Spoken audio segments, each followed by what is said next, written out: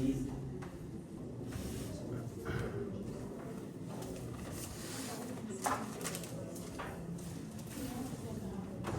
In that regard, I would pray that Shamira, the prison officers, will help us to take Shamira out of the Shamira is another witness. She's not testifying today.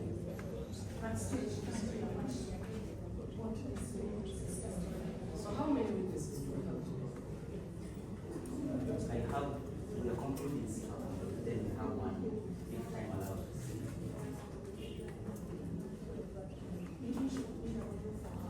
Yes, I did. I know, I'm aware that she's supposed to testify today. I'm not aware that Sipapa did not complete his evidence.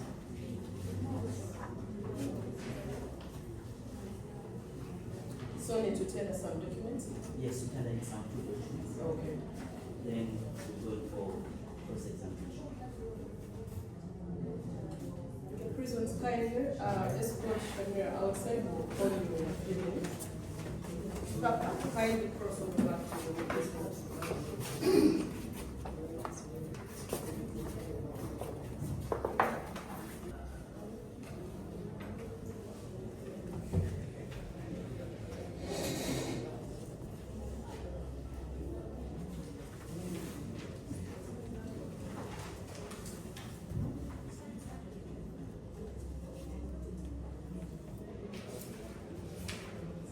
You're reminded you're still under oath.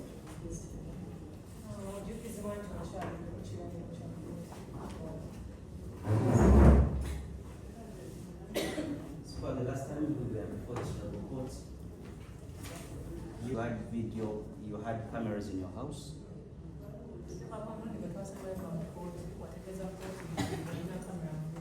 And that you had computers and flash disks which had some of the video coverages.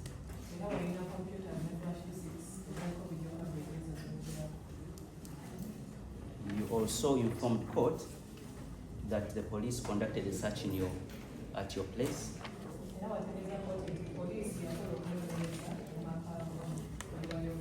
And they took the flash disks and the computers and your cameras from your home.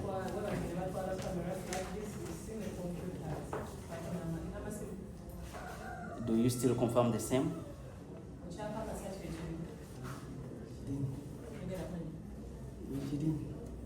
I therefore have a copy of the search report for identification to confirm whether you know about some of the properties in this.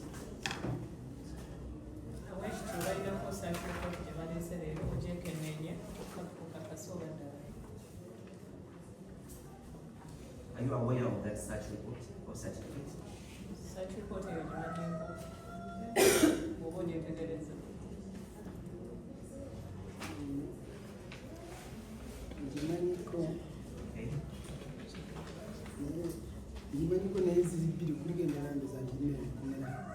It's about it, but it happens to me that there is a second one. Is there anything in particular you know about that? What watching you to know the one of Akasanti that I would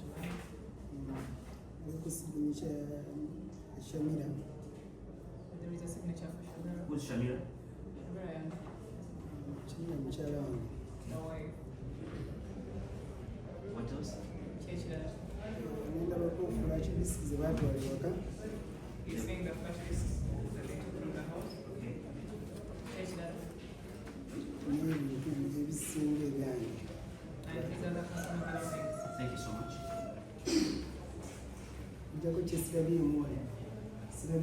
CCTV camera.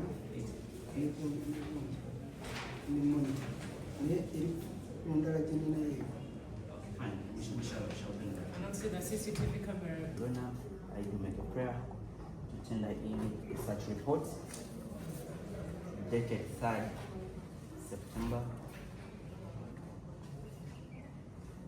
The search report dated 3rd September 2022 as defense exhibit.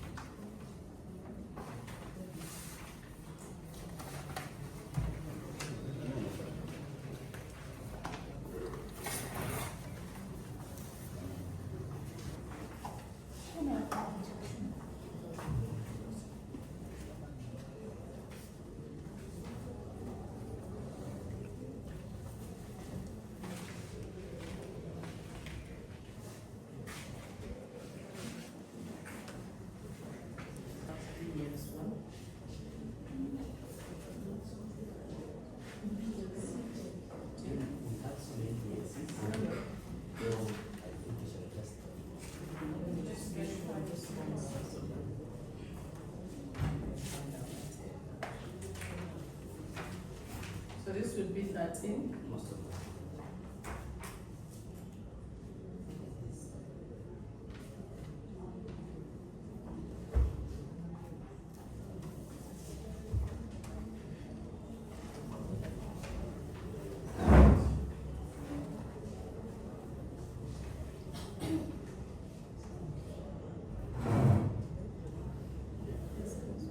Sipapa, you had informed the court that during the same season, your wife had given birth to a baby. You confirm that? Papa era mu kaseera ke kamu ategeeza kooti nti mu kaseera ako omukyala we yali azadde kikakasa. Sorry? Wekityo. Okay. I have copies of the hospital documents for your confirmation. Era nti ebbaluwa z'eddwaliro ezimu ze twagala okukakasa. Please confirm. Kakasa.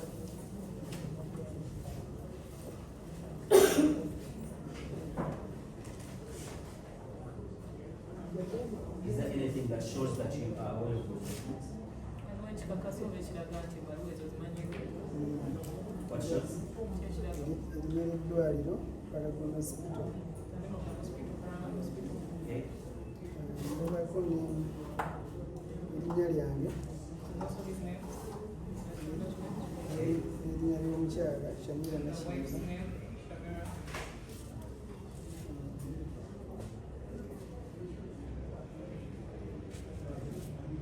Thank you so much. Do they also show the date of birth of the child? Ziraga n'olunaku omwana lwe yazaalibwa. Ndabako n'olunaku omwana ze yazaalibwa Which date is that?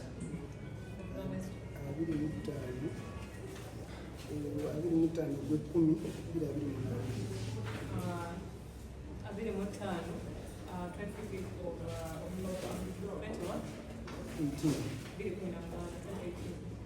And those documents also show that the child was premature. Ebbaluwa ezo ziraga nti omwana yazaalibwa tanneetuuka.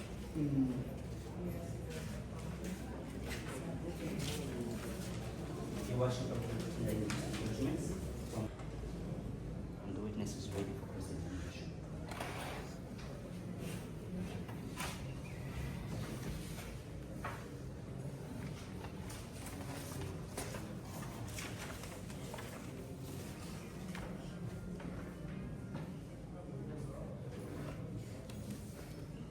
How many times was a search conducted in your home?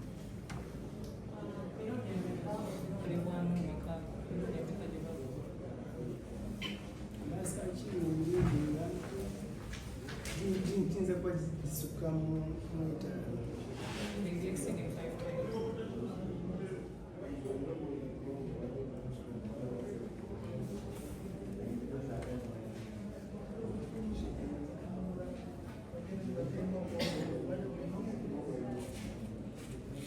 Were you present in all the 5 times that your home was searched? Waliwo emirundi egyo gyonna gye baanoonya mu maka ago waliwo walawo. Emirundi gyonna saaliwo naye nga obumu ebiri omukyala ye yaliwo. Ekisigadde basaakinga tuli mu komera. All the 5 times him personally was not around, but 2 of them the wife was around, and the rest they were in prison already.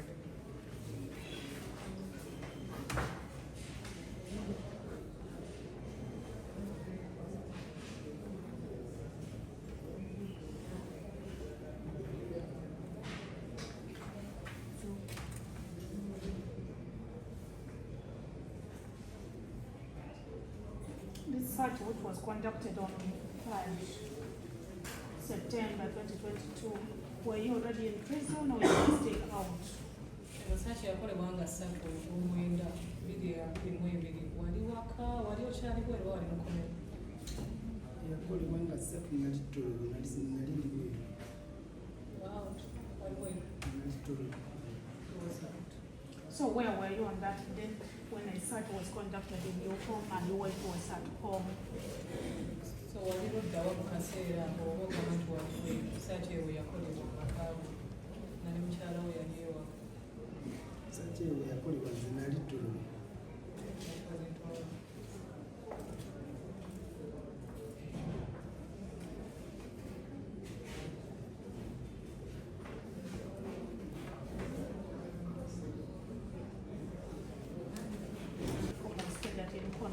court, what's the name of that child? Omwana ono ayitibwa ani agambibwa okuba nga yazaalibwa nnyo mutambulazi? Omwana bamuyita Ivy Kristo Anyango. Oh, Ivy Kristo Anyango. Ivy Kristo Anyango. That's her name.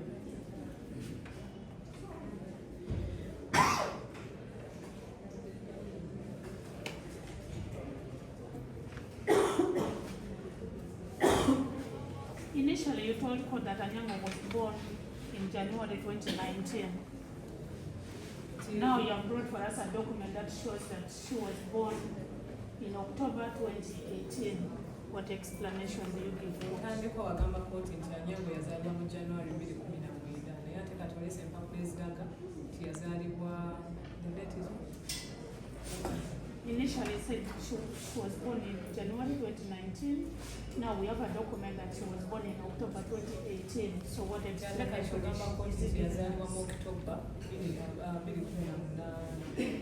So date kintuufu. Omwana kati engeri gyekirisinze eyali yazaala omwana nze nagenda okukebera obulungi nabuza maama we nagamba nti yamuzaala kweyo deeti naye nzijukira olweyava mu ddwaliro mu January mujjukira For him initially, since he's not the one who gave birth to the child, he knew that the child was sorry, the mother, he asked the mother confirmed that the baby was born in 2018 October. But for him, he was counting the date to which the mother left the hospital, which was 2019 January.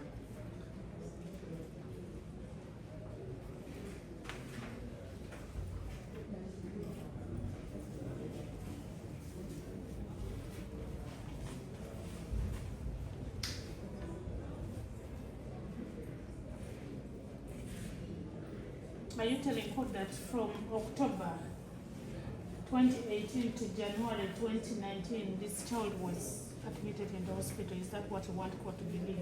Kyogezaako kugamba nti between wakati wa October 2018 okutuusa nga January 2019 kyomwana ono yali mu ddwaliro.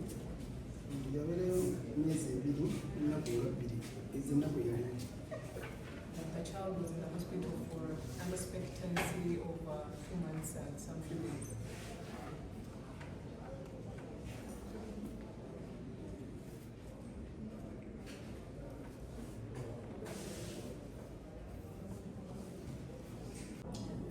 Eno n'emmotoka yo era Your ex-girlfriend? the ex-girlfriend nekiteeberezebwa nti yali agenda mutwala ku police. Do you suspect that same ex of yours to be the person who reported the case of aggravated robbery against you? Nti osuubiriza nti ex-girlfriend w'oyo ye yakuloopa omusango gwa aggravated robbery.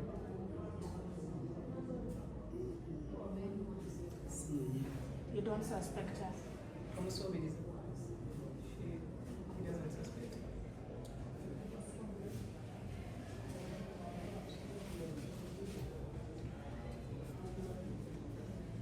Okay, do you suspect her to be behind this case that we are handling before the court? Omusuubiriza oba omuteebereza okuba emabega w'omusango guno tuli okukola essaawa zino.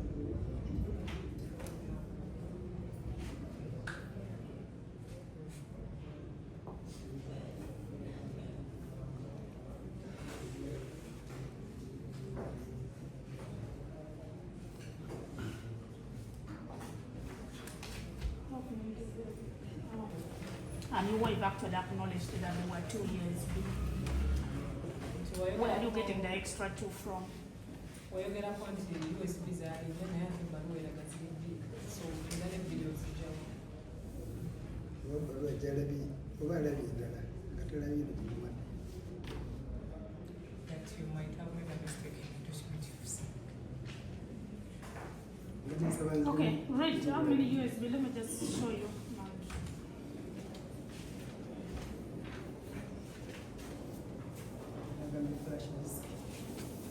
Police didn't flash this. So you use it. Okay? Wait. I'm just letting you know. zizino Yeah, that's not crazy. They are here. Somewhere.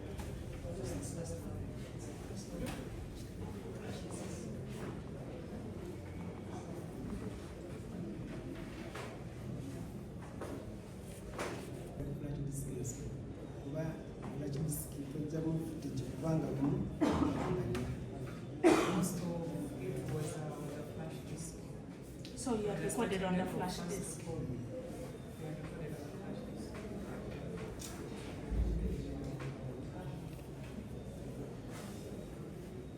First to fourth of Where is the chief?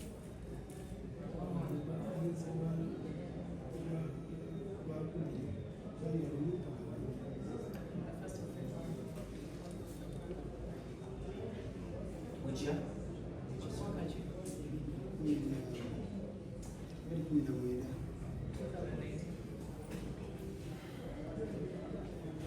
What made you to really record this particular event in your flash disk? Because I believe there were camera people who were taking photos at the function. What was so special that made you to record this particular event from the CCTV camera to the flash disk? Njawulo ki nnyo ekyali ku mukolo guno Were you suspecting that there was a problem coming after you? kyakuleza okuba nti warekodinga omukolo guno okuva ku CCTV okuteeka ku flash disk. Wali otegeeza nti waliwo kigenda okutuuka omukolo ekyampa okubitera ku flash omukolo saayita kuba amawulire kuba omukyala gwe nali nina omulala eyatulumba yali tamumanyi What inspired him to put it to the flash disk? nayita bantu bemmanyi bokka bokka bimanyi nga tosobola He had called police people to the event, like no camera people on both sides. ate nga saayagala oli omulala amumanyi And the other lady had come in, yet the housewife did not know. so kati bwe yajja Didn't want the housewife to know of the other lady. bwe yajja nandikukwasa yasa emmotoka biki endabiramu ne zimusala. So when she came, she started vandalizing the car, and in the process, she got bruises and cuts from the wreckage. n'afuluma ng'akuba entungu agenda ku poliisi nga tumusaze. So she went out running, saying that she's going to the police, saying that they had cut her in the incident. Kyekyatuuka okugyamu footage eno tugamba katuggyemu okuva ddala paka okuva wano paka ddala wano. So that's what inspired them to get the footage from the CCTVs to the flash disks. Okay, in that certificate, is there a camera? So the certificate here, what we will get a In that camera. certificate, is there any camera which was taken by the police? Mulimo camera yonna police there. Tulino tiri engineering alafu Is it there or it is not there? I just need an answer. Is it there or not there? this one is not there. It is not there, but he claims he has it in another one.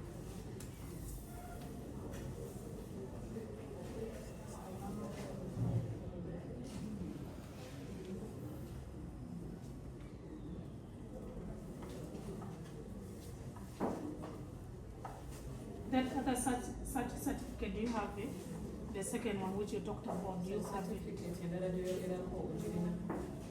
Tulina enkomera. He has it in the Why did you bring today? Because we had done this matter last time for you to bring the documents. Ekitampadde kireeta eno gye baaleka ewaka kati gye baatuwa ate n'endala gye baakuta disclosure ne baabiteeka oluvannyuma kuba baagijjayo nga batuliddeeko nga tuli tumukomera.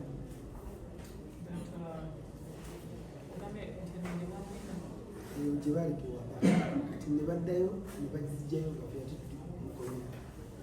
They had left this one in at home, yet for him he had the other one. So in the process, they already taken back to prison before they entered in there. Sometimes the other one was given to him during the discussions. How did your fingerprint reach the scene of crime? Ogamba nti tewaliwo olunaku obusambattuko bwonna lwe bwagwawo naye ebintu obi okubyatuuka bitya okuba nga biri mu kifo ekyali waliwo agondedde abe ku lunaku. Ebintu byange tebaabisangayo jesi musango bagamba nti baabisanga olwansonga omusango bapangamu panga. Claims that they were found there because it was set up. Ebintu byange tebisobola kubeera bwesaali. His fingerprints cannot be where he was not. Seems like you know the person who was setting you up. Can you mention the person whom you think might have have set you up? kiringa ekiraga nti omanyi aninga eyakupangira omusango guno osobola omwogera Poliisi. poliisi.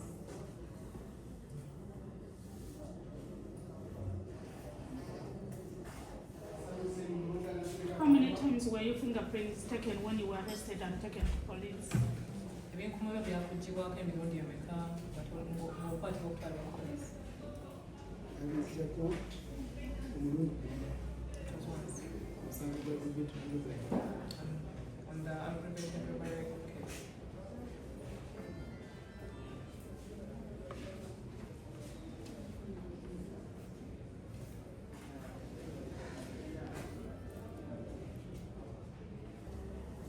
That's it.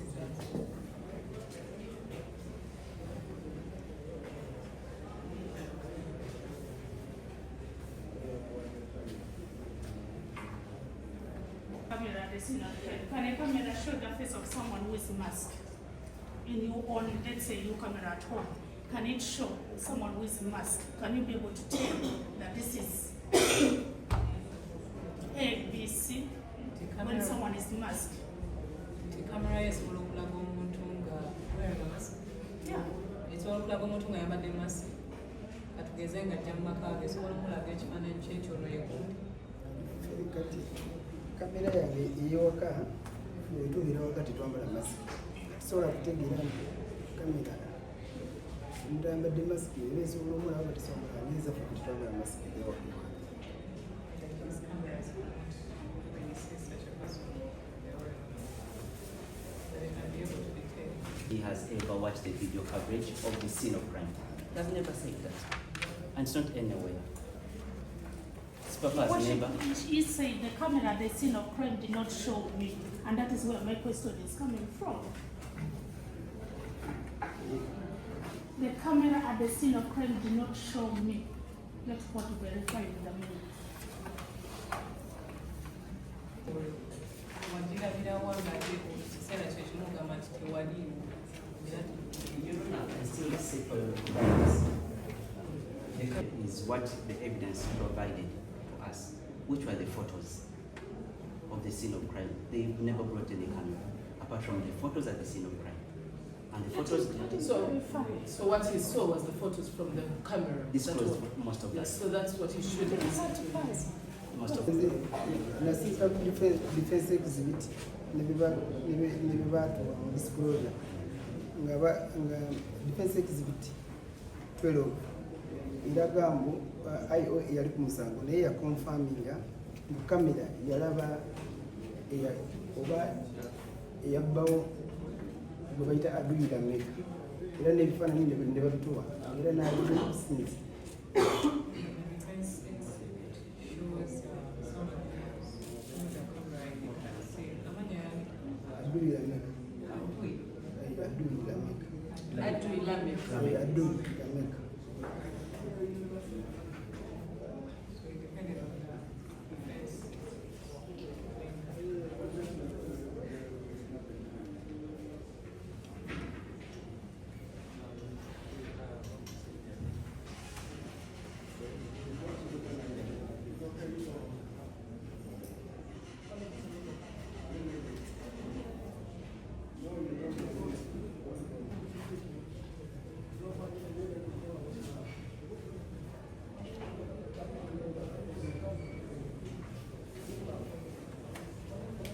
Also confirmed to this honorable court that the IO informed this court that besides this particular matter that we're handling, you fingerprints matched over about 20 other cases of robberies.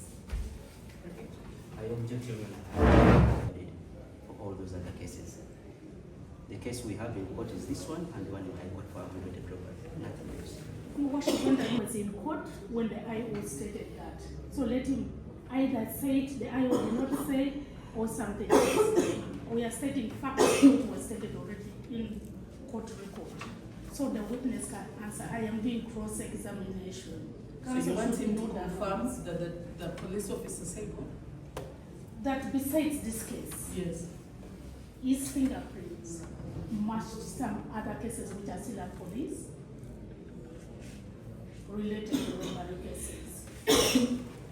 Ng'oggyeko ebinkumu ebyakugiwako omusango gwa aggravated robbery wabula ebinkumu bye era bimankinga emisango emirala egiwerako egimu egikyalina ku poliisi. Did you hear that when the IO came and testified? Ayiwa bwe yali awo ku bujulizi Or bwe you didn't hear that part? wakiwuliramu ayogera nati nga we ngali nebabipanga era kati tasobola. So are there other cases olinayo emisango that you emirala are aware of? gyomanyimu ng'oggyeko guno ne aggravated robbery. Bino aggravated robbery. I didn't say aggravated, other robbery cases. Emisango emirala egy'obubbi. Ebyo sigimanyi. Bantajja kugirinda. But you heard when the IO was stated. My question is Yes, he about said he you. had.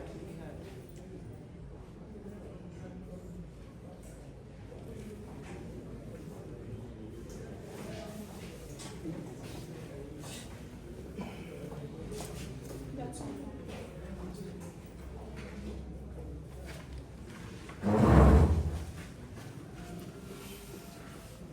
I have some few questions for you to clarify to this honorable court.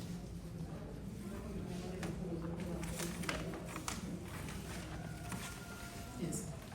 During the cross-examination, Papa, look at me. During the cross-examination of the investigating officer, the one Bruce, did he provide any evidence of any other case you have anywhere? Sorry? Thank you. Have you ever been arraigned in court in any other case apart from this one and aggravated robbery? In court or at police, court at police?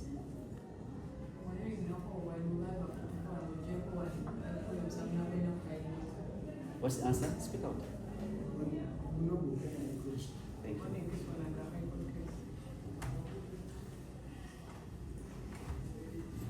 Has police ever taken your fingerprints in this case?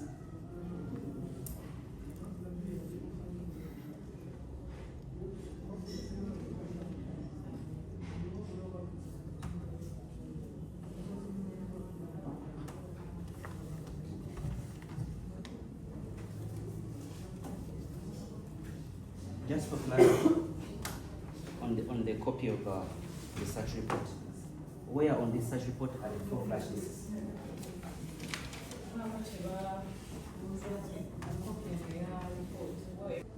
Mpandiseeko n'abasimba awali ekigambo witnesses. Where are these witnesses? Okay. That you collected this footage onto the flash disk because of the incident of the ex-girlfriend or wife?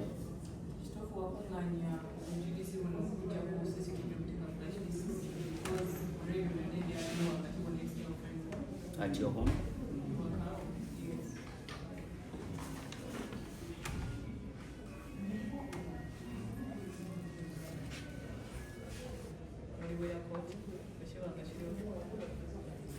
Engeri gyalimu olusatellite mbadde ndowooza engeri gye yamuvinga on mbadde nsaba twali kinesooka. Yes, it stays confidential. Because she's a social worker.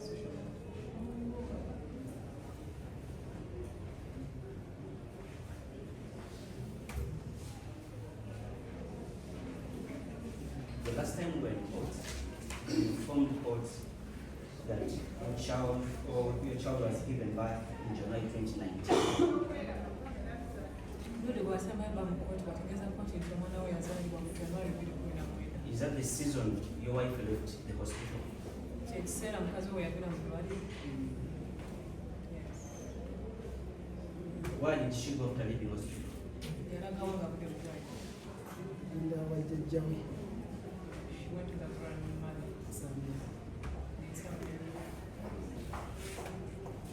When did she therefore come back home?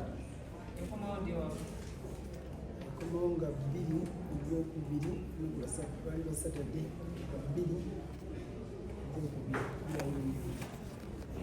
She came back home When The 2nd of February 2019. That it was a Saturday.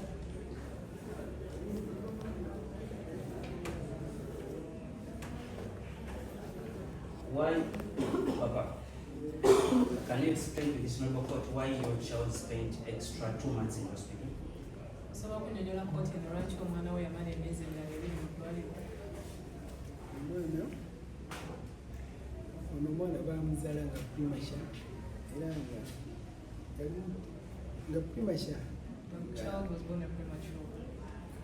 So nga tulaba talina maani kuba yali wakkiri emu nga tulaba alina kubeera mu ddwaliro. she was born with 1 kg, so she needed the attention and medical attention. Nga tuyava era twavayo ngaera tannaaba era nga n'okuyonka tayonka. Even by the time they left, she had not yet breastfed. Maama we yali talina mata kati bulungi nga bamufugirirawo mu ddwaliro. The mother had no breast milk. Okay. My last question. We have copies of the hospital documents. Can you please confirm the date of birth of the child? Someone okubuulira date entuufu ey'omwana yazaalibwako. Nzala nga ali 5 Oktoba. Speak louder. 5 Oktoba 2028. 2018. Yes, the child was born on 25th of October 2018.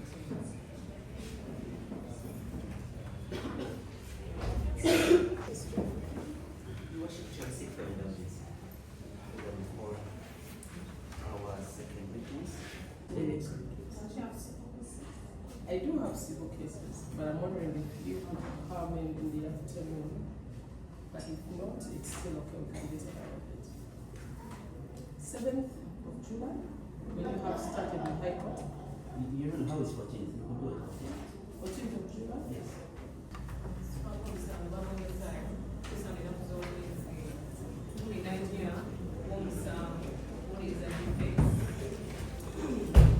Let's go back to your room and a good day.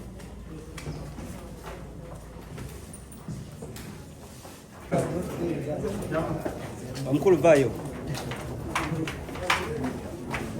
Papa bijja kuggwa.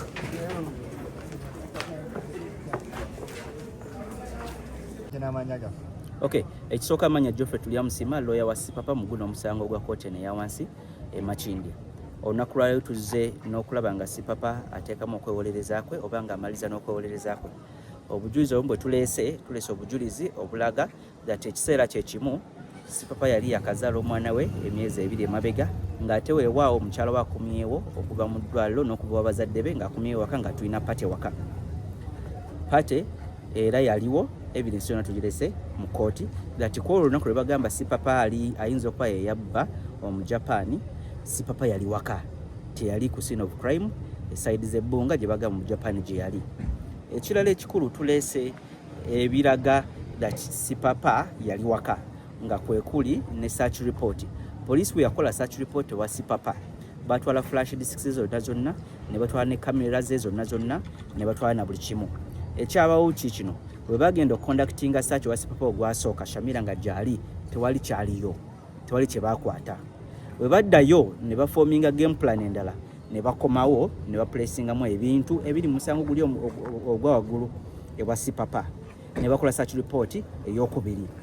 Bwe bavaawo nga bategedde mbu nga bamazaawo okukunya Shamira nga Shamira abagambye ne wakati tulina kamera tugijjeyo tu extracting kamera ne footage tuzijjeyo. Ne baddayo ewaka wa Sipapa mulundi ogwokusatu ne bagenda ne badismantlinga kamera yonna ne bakwata computer zonna ne bakwata na buli kino flash disk byonna ne babitwala. Na obujulizi waffe obukulu buli ku flash disk police bw'erina. Era ffe paka kati tugamba omusango guli wano wawo ne guli mu kkooti enkulu mujweteke mufu obujulizi police yebulina ate obujulizi buno bwe bayise mu kkooti bujweteke ku lw'ensonga guno omusango gwali gwaggwa nadda nga n'omuntu gwe bagamba yabba n'ekibonerezo baakimuwa n'akisavinga n'afuluma.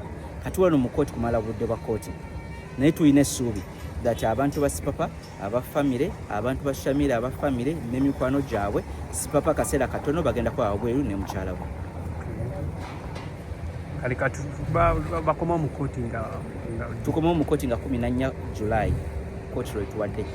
Olunaku olwo tujja kujja n'omujulizi omulala tujja kweta either Shamira o confirming that ekiseera ekyo yali pate gye bali bamukoledde mikwano gyo gyaliwo weewo yali akava mu ddwaliro n'amanya g'omwana in simple terms Shamira ali mu confirminga ono papa byadde agambye kooti ekirungi buli document yonna gyetaddeyo na buli kimu obujulizi bwa Sipapa bonna bonna kooti ekukkiriza ne leero tumulabyeko naye nga tebamusimbiyeko wali kuva ku kyayogera wangi leero naye aleeteddwa Shamira of course aleeteddwa leero ng'omujulizi naye issue ebaddewo that ekisooka obudde bugenze ate kooti erina emisango emirala ne programu endala ez'olunaku lwa leero kitegeeza singa tandise ku Shamira kati ekitono nnyo twalibadde mu saa 2 kitundu okumala ate nga kooti ekyalinayo emisango emirala mingi.